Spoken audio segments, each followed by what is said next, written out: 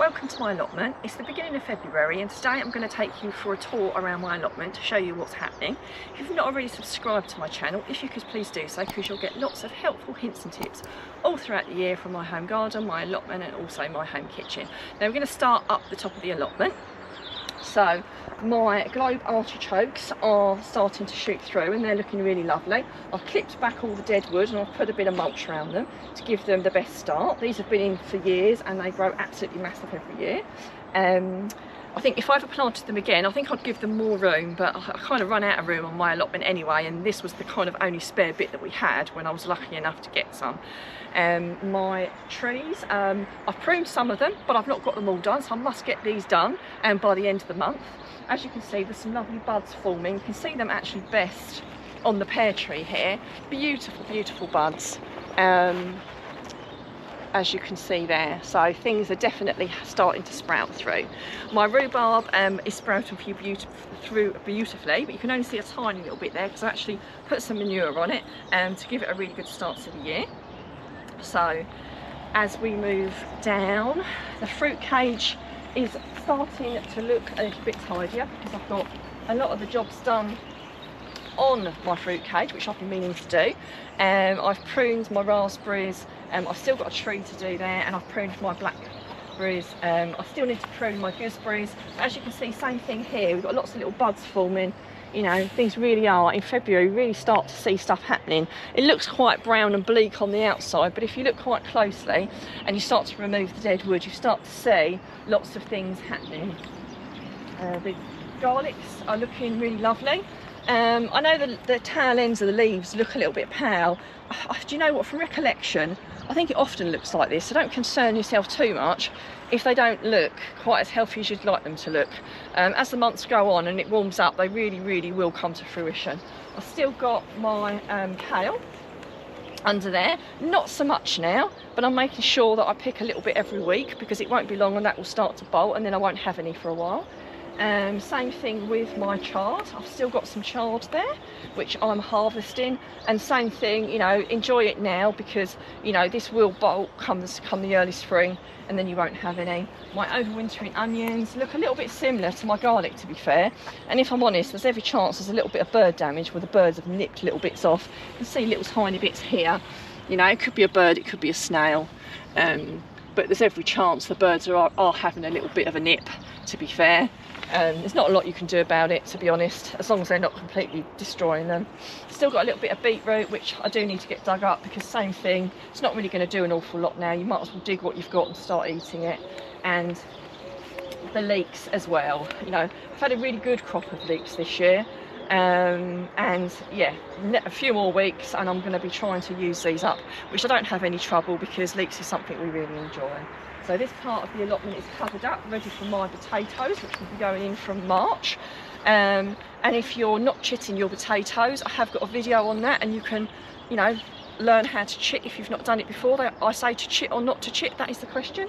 And then we've got the Cape gooseberries down here, which is a bit of a trial thing. I don't know if you remember, I grew them last year, but unfortunately they didn't come on, you know, it didn't come on enough. Didn't get that many because the frost hit, and unfortunately it ruined them. So I've covered them, I've cut them right back down to the ground, which was something that someone else recommended.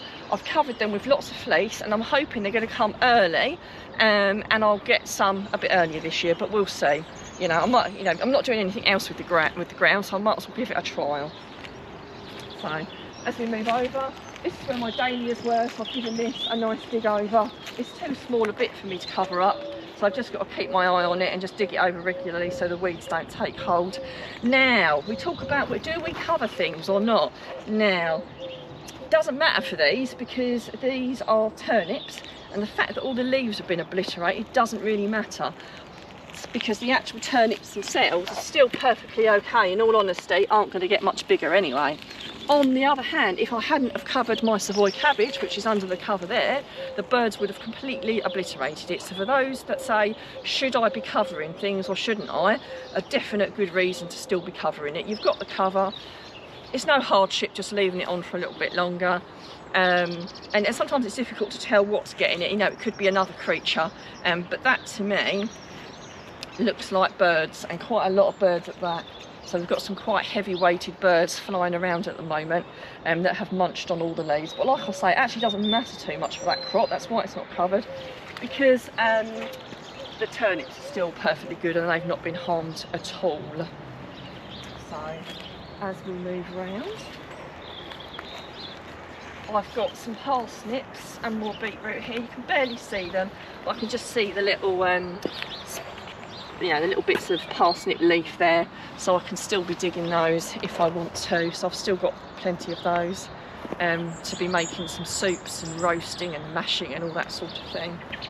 Now, bird damage is a real problem this time of year. As we move up, I've even had a go at some of the manure that I've put on here. So they're just desperate for anything. This time of year, the birds are really struggling for food, so they're going to eat anything they can. That's why at home we feed the birds in the hope that they then don't obliterate allotments like mine. If you're getting any bird damage and you've got some really good solutions, I'd really love to hear about it, so please do put them in the comments. As we move up, as you can see, I've covered this area here, because obviously I've not got anything planted on it. And if I don't keep it covered, then I'll get loads of weeds in the spring because I won't be able to keep up with it. So it's a really good solution. You put it down temporarily during the winter, and then when the spring comes you can lift it and then start planting. It just saves you such a lot of time and energy. The other bonus is it keeps the ground moist underneath, so it's actually easier to dig and then work with, so it covers a lot of things. As we move up, the black plants are looking absolutely gorgeous. From a distance they look really brown and woody, but when you get up really close you've got these lovely buds on there that are almost pink. It's one of the things that February is one of my favourite months because there's so much happening if you look close enough, and people often don't take the time to see all the new growth that's coming on their allotment, or just generally in the countryside, all the promise of the nice things to come when the weather warms up. Now, if you're not sure what to do on your allotment, I have got a video which tells you the jobs you can be doing, so it will be up for you to watch, and if you'd like to watch it, it will give you lots of hints and tips of what you can be doing this month. Now, I do hope what you've seen has inspired and helped you to get going this month, because for some people it can be a bit of a sad month with the weather the way it is, but actually there's lots and lots of things you can be doing, and there's lots of signs of light, of lots of promising things you're going to be experiencing throughout the year. So please do put some comments, and please do press the like button if you've enjoyed what you've seen.